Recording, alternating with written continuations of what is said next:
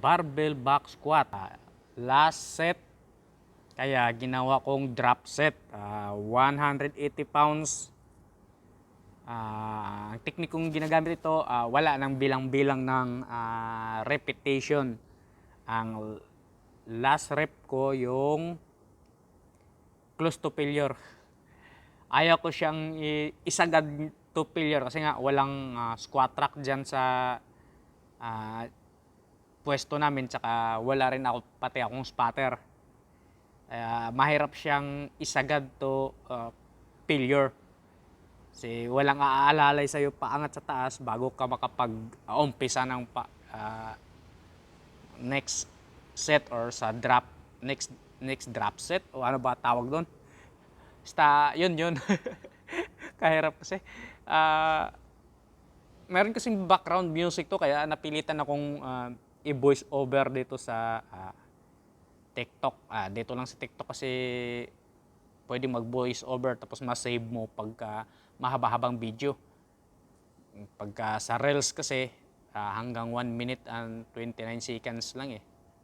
Kaya pag mga ganito kahabang video, hindi mo talaga. Tapos wala kasi akong editor talaga na maganda.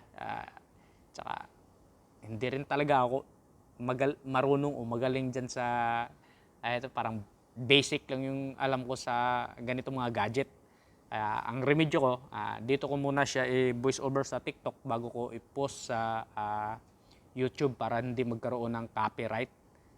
Pinost ko na to kanina sa YouTube, nagkaroon ng copyright kaya dinilit ko. Tapos naisipan kong yun nga, i-voice over dito sa TikTok bago ko i-save, bago i-post ulit sa YouTube. ang gulo. Ayan na yung second set ko o yung ano ba tawag doon? Basta from 180 pounds, bumaba ako ng 150. Ganun pa rin yung procedure, technique, or execution ko.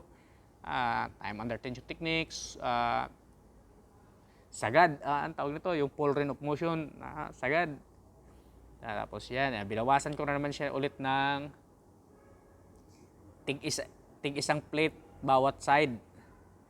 Nagiging 100 pounds na lang siya. Yan pa rin, walang pagbabago sa technique. Maliban lang doon sa nito sa dulo, parang yung dulo kasi magaan na siya, parang pakiramdam ko safe na siya kahit parang i-half rep ko. Kahit kahit hindi ako kumuha ng magandang buwelo, kaya ko pa rin talaga siyang maiangat. Yun yung pagkakaintindi ko. So, hello ko na. Basta yun na yun. Kaya dito sa 100 pounds, dito ko na sinagad yung parang mag-pause ako ng mga 1 second bago ko iangat. Tapos mga 4 to 5 reps ata. Binago ko naman ng kaunti yung execution ko. Binilis-bilisan ko kaunti yung execution. Yun yung sinasabi ko. Parang kasi pagka i-steady ko kasi ganun sa parang post-rep, ano ba tawag doon? Lalong humahaba yung video. Kaya yun, binilisan ko. Para mas mabilis ko maramdaman yung pangangalay, parang binago-bago ko yung approach. Mabagal, tapos medyo mabilis-bilis. yun yung nilaro-laro ko lang talaga. Depende sa mood, depende sa kondisyon. Pag ramdam mo kayang-kaya pa ng lakas mo, gamitan mo ng maganda-gandang execution din. Tapos pagka medyo gamitan mo rin ng konting momentum para mai-enjoy mo lang yung pagbubuhat. Basta yung pasok sa standard lang din sa bodybuilding or sa pagbibuild ng muscle. Dito, ayun na yung sinasabi ko na parang siya, hindi naman siya totaling sobrang bilis. Pero hindi ko na nilalak.